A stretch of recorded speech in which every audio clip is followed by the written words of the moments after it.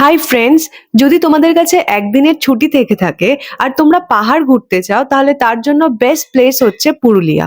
কলকাতা থেকে পুরুলিয়ার ডিস্টেন্স মাত্র 6 ঘন্টার। তাই যদি আগের দিন রাত্রির বেলাতে ট্রেন ধরে বেরিয়ে পড়ো তাহলে পরের দিন সকালেই তোমরা পাহাড়ে পৌঁছে যেতে পারো। আর সেই পুরো দিনটা পুরুলিয়া ঘুরে সেদিনকারই ট্রেন ধরে আবার ফিরে আসতে পারো কলকাতায়। সবার প্রথমে হাওড়া থেকে ট্রেন ধরে পৌঁছাতে হবে পুরুলিয়া স্টেশনে। হাওড়া থেকে পুরুলিয়া যাওয়ার জন্য অনেক ট্রেনের অপশন রয়েছে, আর সেই অপশনগুলো স্ক্রিনে তোমাদের সঙ্গে শেয়ার করে দিলাম।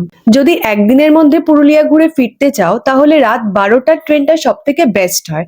আমরা যাওয়ার সময় রাত 12টার ট্রেনটাই ধরেছিলাম। রাত 12টার ট্রেন ধরলে তাহলে সকাল 6টার মধ্যেই আমরা পৌঁছে যাব পুরুলিয়া স্টেশনে। সকালবেলায় স্টেশনে নেমেই অনেক দোকান পাওয়া যাবে ব্রেকফাস্ট করার জন্য। তো এখান থেকে যে কোনো একটা দোকানে ব্রেকফাস্ট করে ওখান থেকেই আমরা গাড়ি পেয়ে যাব পুরো পুরুলিয়া ঘোরার জন্য। স্টেশন থেকে গাড়ি ধরার সময় তো অবশ্যই বার্গেনিং করে নেবে। এক্ষেত্রে বলে রাখি যে 2জন থেকে 4জন গেলে গাড়ির রেট পড়তে পারে 2.5 থেকে 3,000। আর যদি তার থেকে বেশি সংখ্যার মানুষ যান তাহলে সেই অনুযায়ী রেট বাড়তে থাকবে। আমরা যাওয়ার সময় স্টেশন থেকে যে গাড়িটা নিয়েছিলাম সেই গাড়িটা আমাদের আবার স্টেশনে এসে ড্রপ করেনি। লাস্ট স্পট ঘোরার পরে অযোধ্যা পাহাড়ের কাছের বাস ডিপোতে আমাদের গাড়ি নামিয়ে দিয়েছিল, আর সেখান থেকে আমরা বাস ধরে ফিরে এসেছিলাম স্টেশন অবধি। অযোধ্যা পাহাড়ের কাছের বাস ডিপো থেকে স্টেশন অবধি আসতে বাসের ফেয়ার ছিল পার হেড 50 রুপিস। বুক করা গাড়ি যদি সব স্পট ঘুরিয়ে দেওয়ার পরে আবার স্টেশনে এসে ড্রপ করে তাহলে এই 2,500-3,000-এর রেটটা আরো বেড়ে যাবে। এতক্ষণ বললাম গাড়ির ডিটেল ইনফরমেশন। এরপরে আসি এই একদিনে কোন কোন স্পট দেখে ফেলতে হবে। স্টেশন থেকে স্পটের দিকে যাওয়ার সময়তে এই সাইডের সিনগুলো খুবই ভালো থাকে। শুধু এখানে স্পট নয়, সাইডের সিন এবং এখানকার অ্যাটমসফিয়ারটাও খুব এনজয়েবল। কলকাতা থেকে মাত্র 6 ঘন্টার দূরত্বেই রয়েছে এই পুরুলিয়া, যেখানে কাজের মাঝখানের ছুটিতে আমরা একটু স্ট্রেস রিলিফ করার জন্য চলে আসতেই পারি। প্রথম স্পটে যেতে যেতে এবং এই সুন্দর দৃশ্য দেখতে দেখতে তোমাদেরকে পুরুলিয়ার কিছু সিজনের আইডিয়া দিই। পুরুলিয়া গরমকালে প্রচন্ড গরম থাকে, তো আমি বলবো গরমকালটা পুরুলিয়া ঘোরার জন্য অ্যাভয়েড করতে। কিন্তু যদি শীতকাল বা বসন্তকালে যাও তাহলে বেস্ট সময়। শীতকালে গেলে গরম অনেক কম পাওয়া যাবে, কিন্তু সব থেকে বেস্ট টাইম হচ্ছে বসন্তকাল। আমরা বসন্তকালে সময় করে যেতে পারিনি, কিন্তু বসন্তকালেই পুরুলিয়ার সব থেকে সুন্দর দৃশ্য দেখা যায়। কারণ এই সময় পুরুলিয়ায় পলাশ ফুল ফোটে এবং পুরুলিয়াতে অনেক পলাশ গাছ থাকায় চারদিকে লালে লাল হয়ে থাকে। আমরা শীতকালে গেছিলাম তাই পলাশ ফুল দেখতে পাইনি, তাই গুগল থেকে কয়েকটা ফটো নিয়ে তোমাদের সঙ্গে শেয়ার করলাম যে বসন্তকালে পুরুলিয়ার কিরকম রূপ থাকে। স্টেশন থেকে প্রথম স্পটে যেতে সময় লাগবে 2 ঘন্টা, আর প্রথম স্পটেই আমরা যাব অযোধ্যা পাহাড়ে।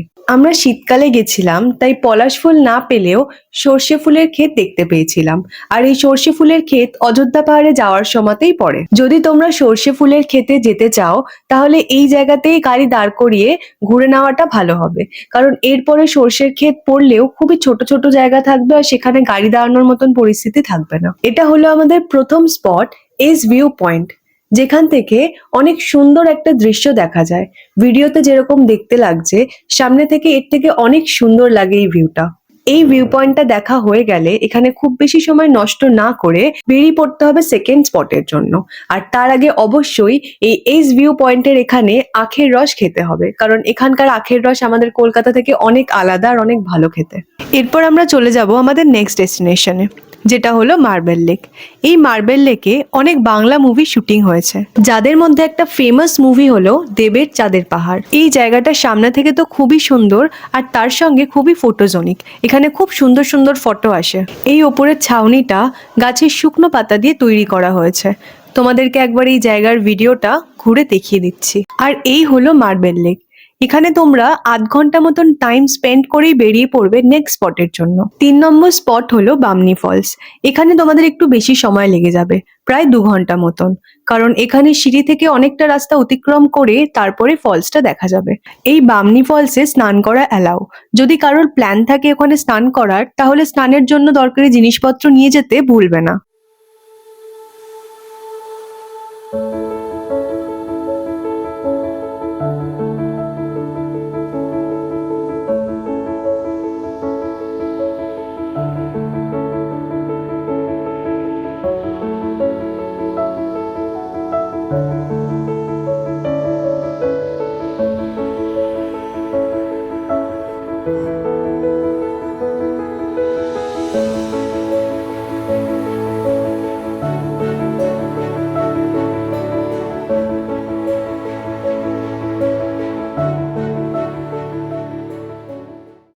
অনেকটা রাস্তা অতিক্রম করার পরের ভিউটা অনেকটা এই ধরনের থাকে।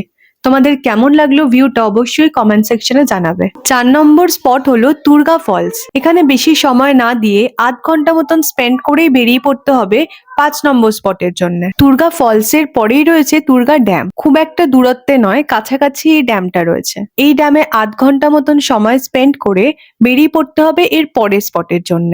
এখানে যে ড্যামটা দেখতে পাচ্ছ এটা হলো লোয়ার ড্যাম, এটা যাওয়ার পথেই পড়বে। আর এই ড্যাম থেকে আরো 1 ঘন্টার দূরত্বে রয়েছে আপার ড্যাম। এটা তোমরা দেখছো লোয়ার ড্যাম। পুরুলিয়াতে অনেক এরকম সুন্দর সুন্দর ড্যাম দেখতে পাওয়া যায়। এটা হলো আপার ড্যাম। সবকটা ড্যামের মধ্যে এটাই সব থেকে সুন্দর। আর এখান থেকে দুটো ড্যামের ভিউ একসঙ্গে দেখা যায়। এখানকার ভিউটা খুবই সুন্দর। এই সুন্দর ড্যামটার অপোজিটেই রয়েছে ছোট ছোট গাছে ভরা পাহাড়, আর যেটা দেখতে খুবই সুন্দর লাগে।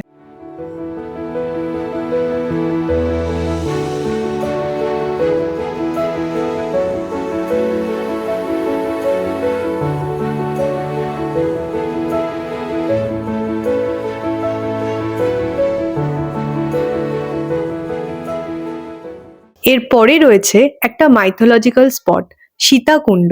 বলা হয় এক সময় শ্রী রাম এবং মা সীতা এই অযোধ্যা পাহাড়ের ওপর থেকে যাচ্ছিলেন, আর সেই সময় মা সীতার তেষ্টা পাওয়ায় শ্রীরাম বান মেরে এই কুণ্ডের সৃষ্টি করেছিলেন, এবং সেই জন্যে এই কুণ্ডের নাম সীতাকুণ্ড।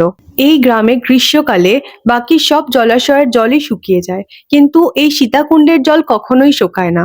আর তখন গ্রামের লোককে নির্ভর করতে হয় সীতাকুণ্ডের জলের ওপরেই। এই কুণ্ডে তোমরা চাইলে পুজোও দিতে পারো, এখানে পুজো দেওয়ার মতন ব্যবস্থা রয়েছে।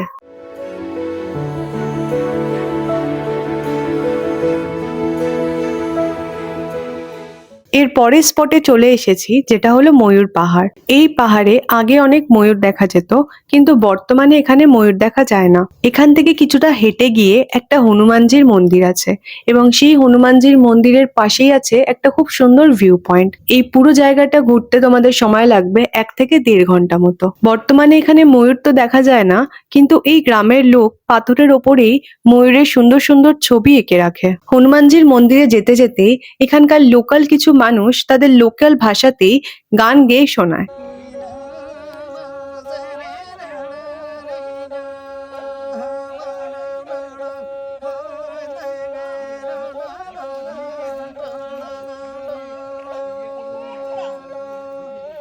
হনুমানজির মন্দিরের পেছনেই দেখতে পাচ্ছ একটা লম্বা সিঁড়ি উঠে গেছে। এই সিঁড়ি থেকে ওপরে উঠলেই পুরো অযোধ্যা পাহাড়ের একটা সুন্দর ভিউ তোমরা দেখতে পারবে। এই স্পটটা ঘোরা হয়ে গেলেই গাড়ি তোমাদের হয় স্টেশনে আর নইলে বাস ডিপোতে নামিয়ে দেবে। আর যদি কেউ নাইট স্টে করতে চাও তাহলে এই স্পটের পরেই নাইট স্টের অপশন পাবে, যেখানে গাড়ি তোমাদেরকে নিয়ে যাবে। যদি অযোধ্যার বাস ডিপো থেকে স্টেশনে ফেরার থাকে তাহলে লাস্ট বাস ছাড়ে 3:20-তে, আর ফিরতে সময় লাগে 2 থেকে 2.5 ঘন্টা মতন সময়, এবং পার হেড 50 টাকা করে ভাড়া। এরপরে স্টেশনে ফিরে ডিনার করে তোমরা ট্রেন ধরে আবার পরের দিন সকালে ফিরে আসতে পারবে কলকাতায়। তো এই ছিল আমাদের একদিনে পুরুলিয়া ঘোরার প্ল্যান। ভিডিওটা কেমন লাগলো সেটা অবশ্যই কমেন্টে জানাবেন, এবং কোনো কোয়ারিজ থাকলে কমেন্ট সেকশনে আমরা সবসময় অ্যাক্টিভ থাকি।